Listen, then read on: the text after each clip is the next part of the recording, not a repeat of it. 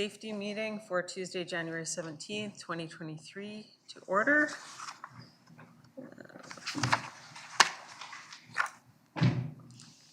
And the minutes of tonight's, of the December 12th meeting. Do you have a motion on those? Move the recommendation.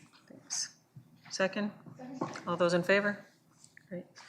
Next committee meeting date is February 14th. Oh, Valentine's Day at 4 o'clock in council chambers. And first off, Can we add do we have any additions or deletions to the agenda? maybe a 6A? 6A? Yeah, a resolution from Councillor Heath. You don't want it? It's not in camera, Okay. it's a request, Okay, a public request. okay, The answer can be brought back in camera, but the request should not be in camera. sure. Okay. Okay? All in favor of the amended agenda? Any opposed? Okay. Anything else to add? Okay. And we have a delegation. If you'd like to come up, please state your name and you have 5 minutes. Okay, my name is Lawrence Ho, go by Larry. You can have a seat. Enjoy it, be part of the family. All right, that's nice. My name is Larry, last name is Ho, retired dentist by trade or profession. But I'm with the RSAC for the past 2 years, and being the only kind of representative in east side of Richmond, Hamilton area. So I've been hearing inputs from neighbors and friends. So that's why I gather a little bit idea here and there. First of all, and first and foremost, I would like to be very upfront to express my gratitude and being so grateful to allow me this opportunity to speak my heart out, so to speak, regarding the concerns we as residents at Hamilton area have, okay? I appreciate it greatly. Okay, without much ado, I'd like to go right into things that I may have already notified you in some of my email, okay? In terms of priority, I should probably go on with the safety, since it's a safety discussion today. Regarding the section of the park that leads to the bus stops for all kinds of residents, not just for seniors, because currently there's no lighting whatsoever. If you flip the pages, you see those drawings I have marked down in red. Those are the area that anyone living in the Hamilton residential area, in my area anyway, need to walk through the lawn in the dark of the night, especially this time of year, to navigate themselves across the street in order to go to the bus stops, respectively 410 and 301. Now, why am I so concerned too is 301 is our only one and only bus that lead from that area non-stop express to Richmond Center, okay? And outside of the rush hour, there's only one every half an hour, even longer. So to wait there in the unsheltered bus stop, splashed by rain and elements and all that, it's not that comfortable for anyone, So I thought it costs money, to get a bus shelter. But I really think I'm speaking for a lot, not just elderly people, anyone, school people come to work, they kind of struggle, and even the umbrella can flip the other side because the wind up off the ramp, the highway, okay? It's literally connect the highway. So please, whoever can influence the transit people, put a shelter there, I think we must appreciate it. That actually led us to another issue about transportation. We're not Norway, we're not Netherlands, where people ride the bike every day, right? Instead of ride the bike to save fuel, to be green, But I'm sure that you see more and more people riding a bike from our area to Choice School, walking their kids, sometimes elderly people with umbrella, with their honey walking by themselves, just for a leisure walk towards Choice School and come back. Because there's a good, nice walk, especially in summertime. But right now, there's no walkway other than paved asphalt, As I talked to Carol, she seemed to be quite familiar with the area. So if it's two cars going side by side on westbound Westminster Highway from Oliver all the way to underpass, they call the connector, there's absolutely no safety leeway for pedestrian nor cyclists to avoid being splashed on or even squeezed off to the ditch, So please, if you have a few dollars to spare, get them something decent so that at least you can ride a bike off the paved asphalt area and be safe, and ride, to school or whatever. So this is my hope for the community. And again, sorry about flipping back and forth. To get back to the park area, I've seen their solar lights being done in Minoru Park, beautifully done. We can even have motion censored solar lamp that is probably cost much less now these days than to be bothered with taking the infrastructure laying cable for some decent lighting for the walkway, again, as drawn here. And you probably see those red lines I drawn. Basically, highlight the area, anyone living in single detached homes, condominium, or anything walking in that direction have to navigate through the park. You may wonder, why wouldn't they walk on the paved concrete way? Well, it's human nature, right? Human nature, they don't want to go just to go to a bus stop. So they go, their eyes focusing on a bus stop. I'm talking about 401, 410, sorry. That will go to the 22nd Street, by the way. It's the main hub that go to other part of the Metro Vancouver too, and as well as going to downtown Richmond. So there's actually quite heavy traffic go both ways, eastbound, westbound. 410 as well as 301 up by the ramp, okay? So why is this such a concern? Because in the dark, black ice, as you know, can be treacherous, and if it's snow cover, even worse. You can be stepping on, you're off, So I think those accidents can easily be avoided. I've seen actually people falling, but I kind of walk over there and say, "Are you okay?" Seems you're okay. I guess they're quite aware. I'm not even talking about people with physical disability or mental disability that have to see in the dark and navigate through in order to get to the transit. And so all I'm hoping is someone will throw some solar lamp that costs nothing more than just sun power to light up the area when some passengers walking through in order to get to the bus stop, okay? And that's represent the whole area of the residents there. So they're kind of interrelated in this regard, So my last but not least, let me know if I'm using up my time of 5 minutes, is a little bit of a wishful thinking. This is from my next door neighbor. They're professional people. They say, why can't we have something like a more showy RCMP station here that run this area in case some suspicious activity, one can walk up to say, knock at the door, Mr. Monty, we heard gunshots, for example. We had an argument, we heard something that we report right away. Right now, I heard there's a shared desk at the fire hall between the RCMP and the firemen, kind of like a shared desk, but a little bit more visible thing can deter criminal from using that area as a good base, to work their way around. So I know for a fact, just around our block a little bit, there's one dealer, I don't know what kind of dealer, but they got handcuffed away by Mounties one day, So rumor has it, he's a dealer, It's not a car dealer, but it's some sort of drug dealer.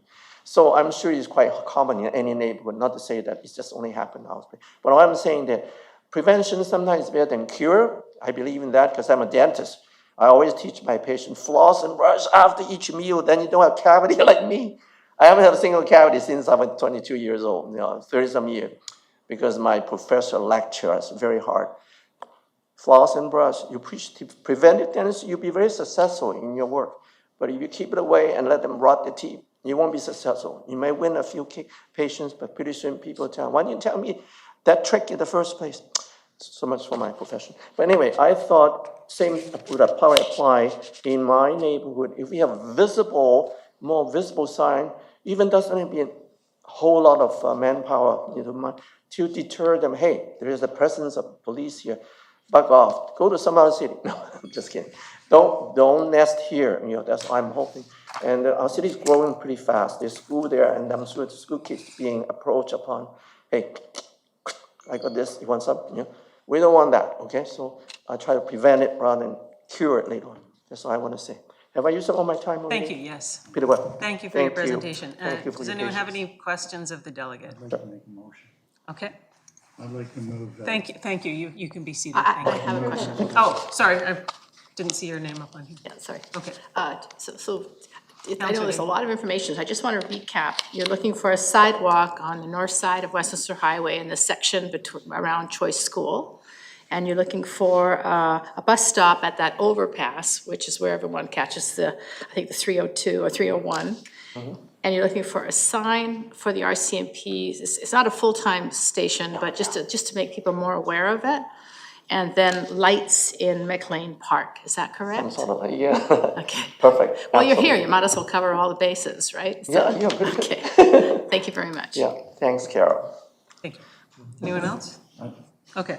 I'd like to move a recommendation that Mr. Ho's report be referred to staff in the area of parks separately. Obviously, there is, and brought out lights and others, transportation for bus stops and shelters, and also to Public Works for sidewalks and walkways. And also to the RCMP or to senior staff to see what we can do in terms of identifying the RCMP, because there is a RCMP station, and that's not a secret, plan for Hamilton in the very near future. With second, so it's referral. Thank you. Second for that. Thank you. It was just incidentally on a Wednesday. Each of those things that you brought up are already in my report to be discussed. I call it under broad term facilities for East Richmond and Hamilton. Covers it all. So it's on that. It's on the books. So to examine the feasibility and costs and report back? Yeah, to let us know what the status is and what we can do to improve it, because all the facilities, very few facilities are earmarked for the east side. Okay. And I don't mean that in a positive, east of number 3 road is what I mean. Councilor Heath? Just have a few questions with respect to the bus shelter. Sir, you can have a seat now. Thank you. The jurisdiction of the bus shelter wouldn't be a city, so there'd have to be a referral made to transit or staff to make a referral to transit with respect to that bus shelter. We partner with them. We build the shelters and then Is there a current bus stop there now? yeah, there's a bus. Stop so long. And so we'd be looking for a shelter. So I'm putting that in. Adding it. Okay. Great to have a stop, but if there's nothing there. Well, anyway. Yep. Okay, good. Thank you. Okay, all in favor? Aye, Any opposed? Thank you. done. Now, item number 1, Animal Protection Services Monthly Activity Report.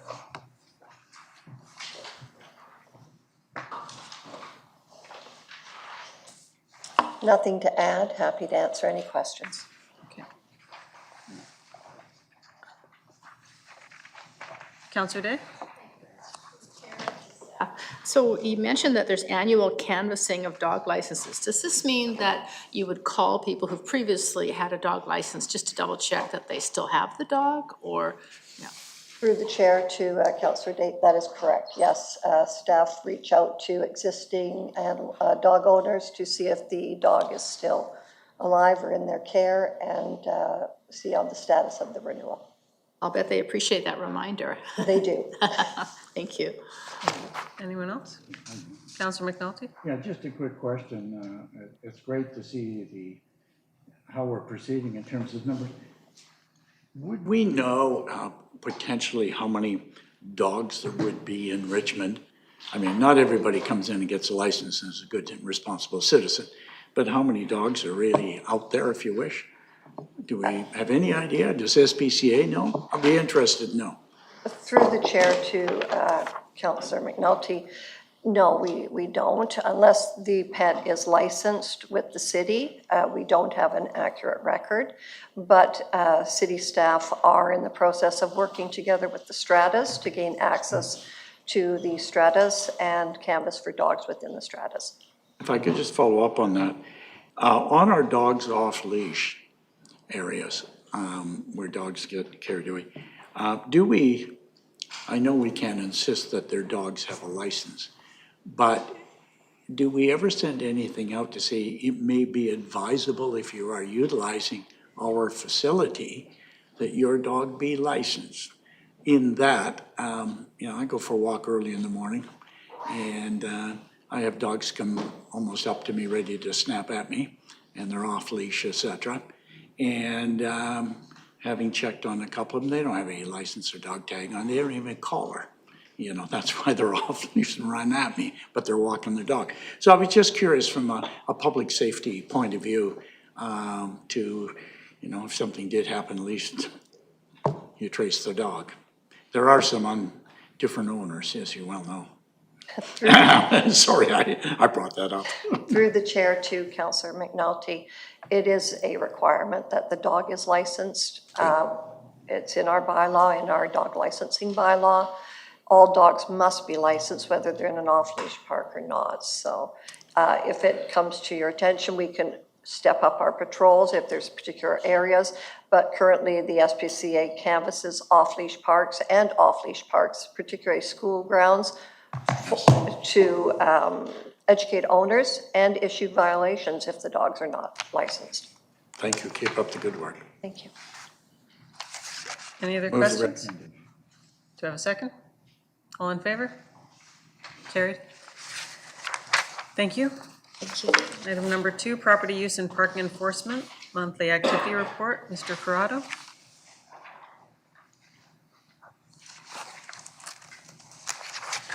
To the chair, I have nothing further to add, and I'm open to questions. Councillor Day? Thank you very much, Madam Chair. Thank you for the report. I was reading on CS 17 where there's 24 soil deposit proposals, 9 sites being monitored, 31 properties that are non-compliant. It seems like a lot. Do we have enough staff to cover this workload? Through the chair to Councillor Day, this is within our average amount of soil proposals, enforcement measures, but we do have an additional staffing position that we're in the process of posting, and that is a TFT position that was approved by council. All right, thank you very much. Councillor Heed? Chair, for reference, CS 19, I just want to make sure, Mr. Corrado, that I'm reading this right. If you look at your first table there, program revenue, and you look at the year-to-date actual November 2022, 167,832, we budgeted 315,000, correct? That's what we anticipated we would be bringing in revenue, and actually we almost hit half of it? Through the chair to Councillor Heed, that is correct. A lot of the revenue is offset by expenditure savings. It took a while to staff up our short-term rental positions. In addition, we still have a soil position. And those 2 positions have recently been staffed and are now active in the short-term rental area. And the same applies to the parking revenue by source. We're about, 600,000 short there? The next table. Yeah, our parking revenue would be, there's a variance of in and around the 300,000 area as well. Is that the norm yearly? Through the chair to Councillor Heed, in the pandemic era, that the variances were even larger than that. So this year, that variance is less than it was last year.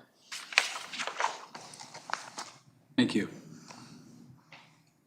Thank you. Anyone else? Do I have a motion? Move the recommendation. Do I have a second? All in favor? Opposed? Carried. Thank you. Fire rescue monthly activity report. Good afternoon, Madam Chair.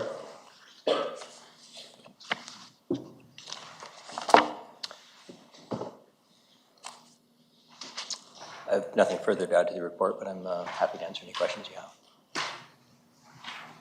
Councillor Heed? Yes, Chief, just in your report, you're talking about your emergency program, you're talking about your education. And I guess my question do we have any educational component for emergency preparedness for local neighborhoods? And if so, who is responsible for that? Through the chair to Councillor Heed, yes, we do. We have one of our coordinators who works on the emergency programs team dedicated to educating the public. Right now, most of our educational outreach is through the RFR public website. And so we're directing everybody back towards that public website in order to get the best bang for our buck, in order to capture the most people that we can capture. It is on our 2023 work plan as well to create resiliency hubs in certain communities within the city as part of an overall disaster mitigation and preparedness program. Chair, would we be looking at any, for example, larger forums around emergency preparedness? You know, we've had this discussion here about, you know, mitigating disasters that may come across us, whether it's, you know, physical, raising our dikes and stuff like that. But I'm really want to get into the educational component so we can build up that neighborhood plan if in fact it happens. If it happens in Hamilton, and if it happens in West Richmond or East Richmond or something like that, with you being the lead on that we would have the ability to mobilize not only the resources required, but the neighborhood residents. Certainly. So again, through the chair to Councillor Heed, your timing is good on the question. Last year, Richmond was one of 5 municipalities across the country who were selected to participate in a national inclusive resiliency program through the Canadian Red Cross. And so Richmond is on that. Part of the outcome of that project is we're going to be well informed of how to better connect with certain at-risk demographics within our municipality and what we're learning from the rest of the research. Once we get that analysis, we're going to have a much more targeted approach to be able to make sure we reach out properly and at the appropriate means and in the environments where people need. That's going to help further our strategic plan on creating those neighborhood resiliency hubs. Great to hear. Thank you. Thank you. Councillor McNulty? Yeah, just quickly, thank you very much for the very detailed report. I like what you've done on CS 29 and stuff. When you kind of look at the maps, and I was looking at the number of medical incidents since November 22, 535 versus 420. Wow. You're up to, and that's in, we'll just say in a 30-day month. How many per day is that, eh? Doesn't take much to divide that into to know how busy somebody is to get to responses. And if you put that on a per 24-hour basis and do it hourly, it's almost you're out every half hour on your way to some instance. So it's important, and that's why I appreciate with the medical and what's happening. I know things are changing, but the upgrading of all our fire rescue people, they have that, whatever that class is, and to see that continues. And if anything else comes along, it would behoove you to come to us, let us know that that's available too, so we can make decisions to keep everybody on the leading edge. And following Councillor Heed with any emergency that may come up, you know, we all sit back and say, well, it's never going to happen. Well, they said that in San Francisco and a few other places at one time, and you never know when it's going to come, if it does come. But hopefully it never comes, but we be prepared. So anyhow, I appreciate that, and obviously that goes to the web, to the chair, get the people to see just exactly how busy our people are, and also the need out there, and it's been responded to. Thank you. Thank you. Anybody else? We have a recommendation? You have a recommendation? Second, all those in favor? Thank you. Fire chief briefing. I have nothing to add for a verbal briefing today. Okay, Thank you. thank you. Oh, sorry, you have, Councillor McNulty has On comment? behalf of the committee, but also on behalf of council, thank the men and women that spent January 7 and 8 on their volunteer time. And I use that volunteer time down at Gary Point, receiving Christmas trees along with our environmental group, and spending I think it was 9 to 4 or whatever it was, to making sure everything was recycled. And through you, the chair, to the chief. Just our heartfelt thanks to them donating their time, but also the great work that they do, and it has been recognized. Thank you. Thank you, appreciate it. I will pass it on to our staff. Thank you. Our CMP monthly activity report, Superintendent Drotar. Come. Thank you. Sorry.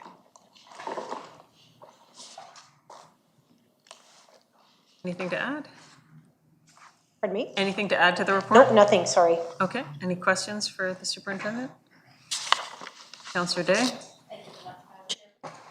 The report, easy read. I like when it's all organized the way it is, but I had a few questions.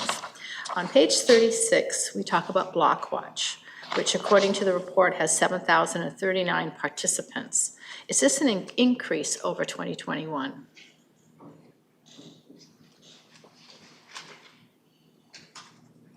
I'm sorry, what was the? Is it an increase over 2021?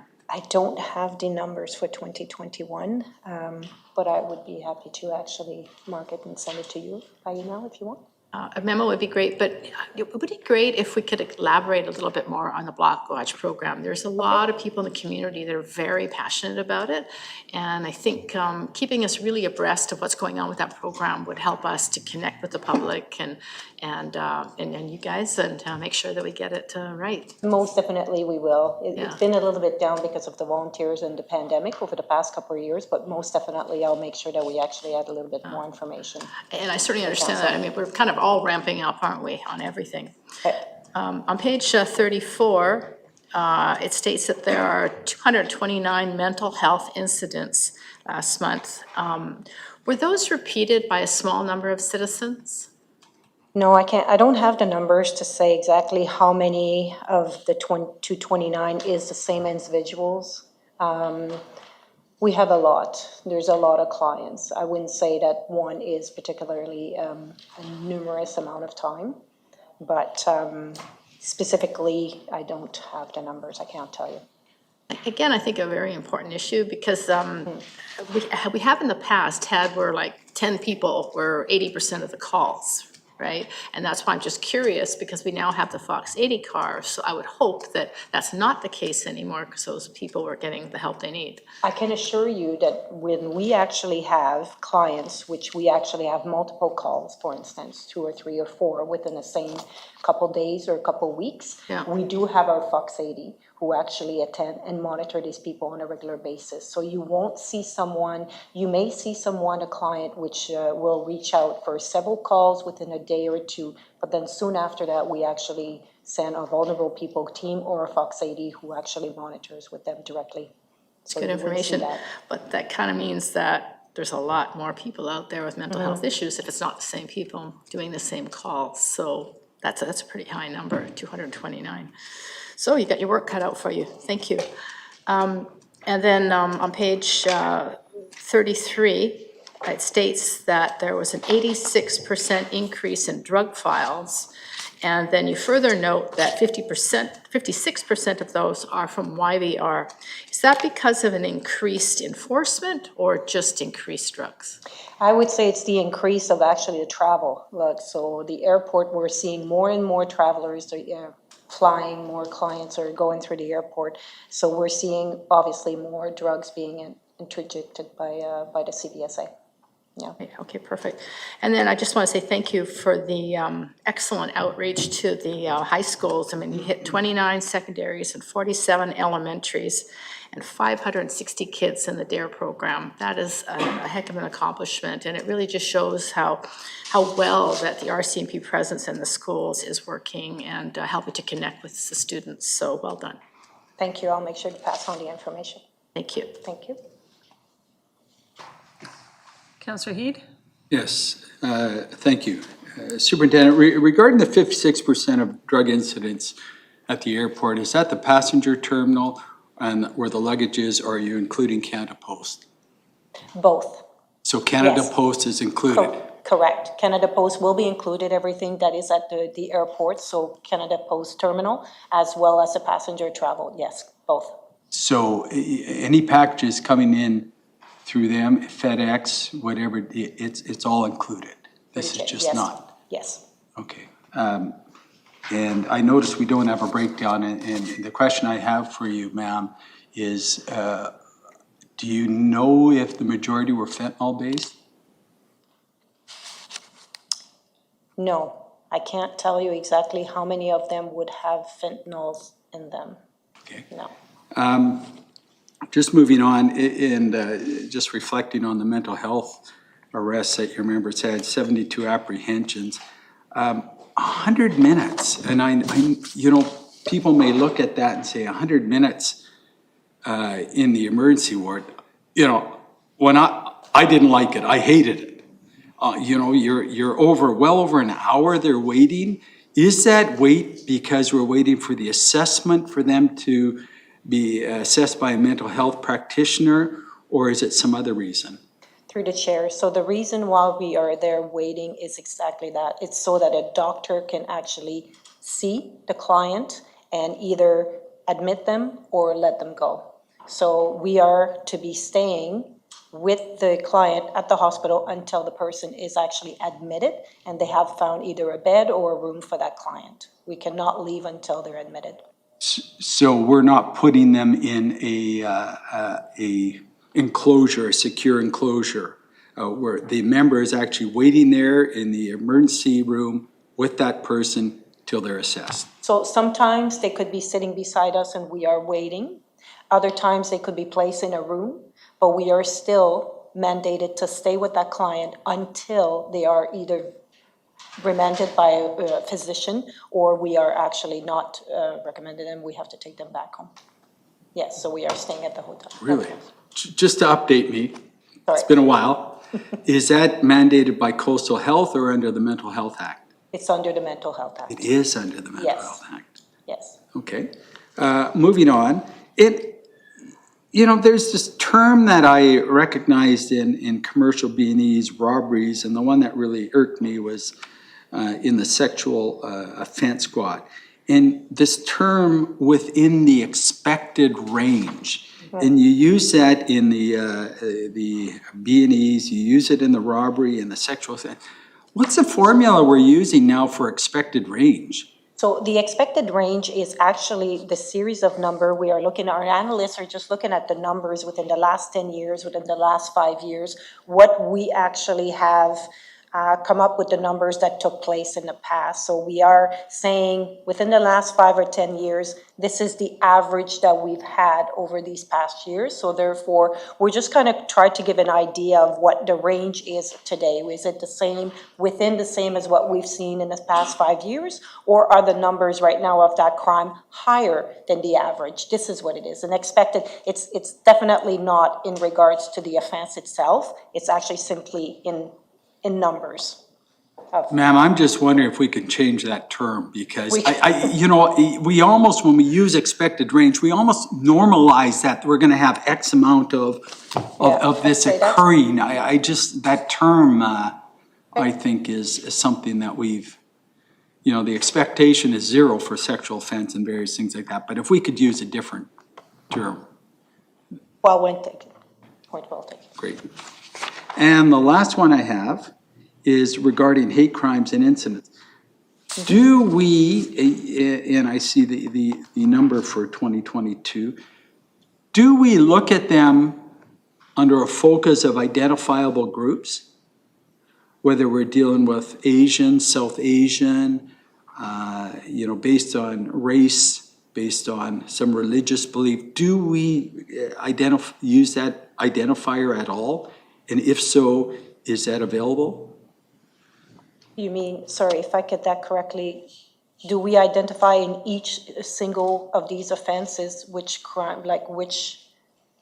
Yes, whether it's gender, anti-Semitism, whether it's We will know that, Asian. of course. In every criminal investigation that we'll do, we always know, because it's important, it's an element to the offense, as depending what it is, if it's a gender, if it's a race, or if it's a religion. Yes, it is part. So we will know every time we do conduct an investigation for these. Is that criteria available to us? Because, and let me just, ma'am, let me just explain it the way I'm looking at it. There are certain people in our society that are apt, and they should, report any of these hate crimes or hate incidents or racial biases that occur. And we encourage them to report it. There are certain groups that report it more than other groups. And I'm just seeing if there's any way we can start to gather those statistics so we would have some knowledge. We are definitely, I'll look into it further to see if I can share. We definitely do have these statistics because, as I said, it's important to the element to the offense for the investigation. And I will get back to you if it's possible, if it's acceptable to you, the answers. Thank you. No problem. Thanks, if we could have a memo on that. And anyone else? I just have a comment, actually. Thank you for your report. I noticed that on the theft from auto scatter diagram on 46, I think it is, it does show quite a number out in Hamilton, and I'm wondering if it's possible to do one of your lockout auto crime volunteer missions out there. I'm sure you heard Mr. Ho and his comments on, you know, the desire to have more police visibility and signage. So that might support two of the items there together. So thank you. Yes, Madam Mayor, yes, thank you. We have a recommendation? So moved. Second, all in favor? Thank you. And OIC briefing? Oh, I do have something, sorry. We just wanted to bring to your attention 2 points. One was the how the RCMP actually managed during the 2 snowstorm. And the second one was with the shelter, the warming shelter that we had within our community. So I'll start with this snowstorm on November 30th. I know that everyone probably remembered this fateful day when everything seems to stop for a long time.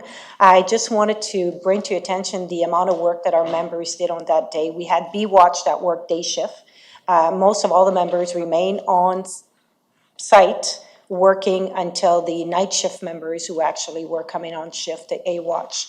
We were having an entire watch that wasn't able to make it to actually on time for 6 o'clock.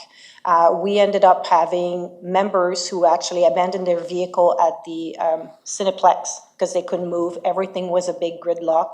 We also had the airport that was actually delayed. All the flights were delayed. The hotels were all filled up. And we had members that marched. They actually, not marched, I'm sorry, walked all the way like 5, 10, 15 kilometers in order to make sure they were on shift that day. Every single one of the members made it by 9 o'clock. We had 21 members stranded at the detachment because they weren't unable to leave because nobody could go home.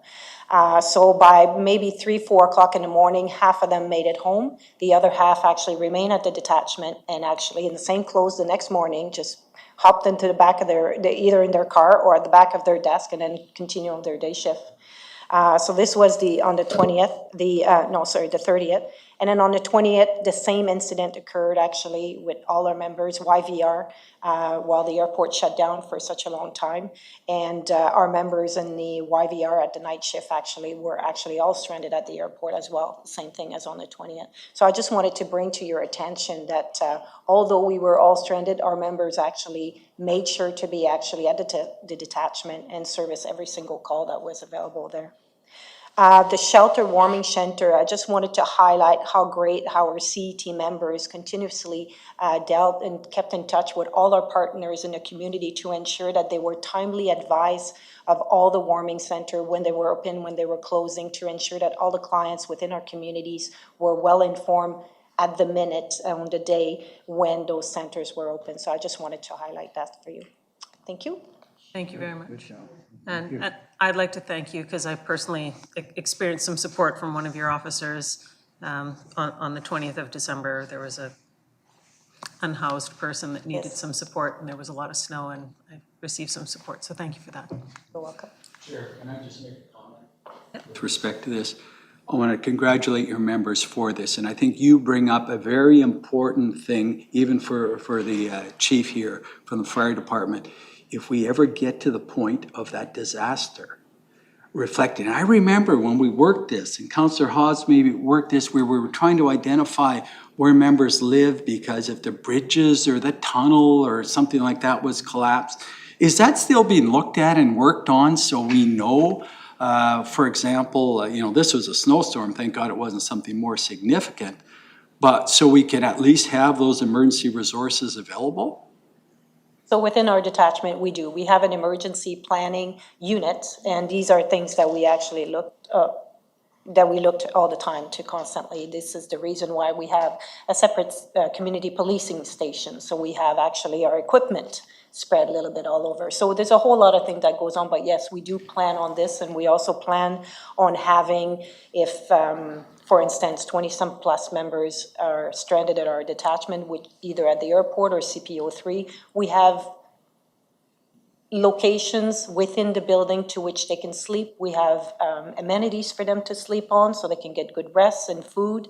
So yes, we do have, we plan for all that as well. Just you Important. recall, Vancouver's problem was that most of the members didn't live in Vancouver. So the duty shift would be the ones that were there all the time. But there's several that live in Richmond, several that live elsewhere. And in order for them to get to some particular spot, it was just from a regional perspective, I was just wondering if that is still being looked at even from the fire perspective. Thank you. Thank You're you. welcome. Oops, sorry. Item 6A. Councillor McNulty? I'm going to pass this over to Councillor Heed. This is his resolution. I just wanted to make sure it was on the agenda. Go ahead, read the I'd like to make a recommendation. referral, and some of the general managers are aware that this referral is coming, and that and I'll just read it out. That staff provide a detailed report on the past 3 years' RCMP budget and/or expenditures, include all paid positions of RCMP and City of Richmond staff, along with other expenditures related to the RCMP contract, and include a copy of the current contract. I would second that for referral. Would you like to speak further to it? No, that's fine. I'll just make one particular comment. This is something that the due diligence we want to do here, and we should be doing as a community safety committee. And I've talked to the fire department chief that a similar request will be coming as a referral with respect to him. And I think it's, for us, if we're looking at budget increases in any of the enforcement roles, that this is good background for us to make our decisions going forward. Yeah. On Councillor Day? Thank you very much, Madam Chair. Something else that the two new councillors may want to request is the police review that we did back in, you guys can help me, I think it was 2017. It was when we did the police review to decide that we were keeping the RCMP. It's a really good report. If you haven't, you probably have read it, but maybe, yeah, it's a great background piece of information. Apparently, it's been used across Canada. Oh, that's what the consultants. Thank you. All in favor? Any opposed? It's carried. Thank you. And manager's report? Nothing to add, Madam Chair. Have a motion to adjourn? Move adjournment. We are adjourned.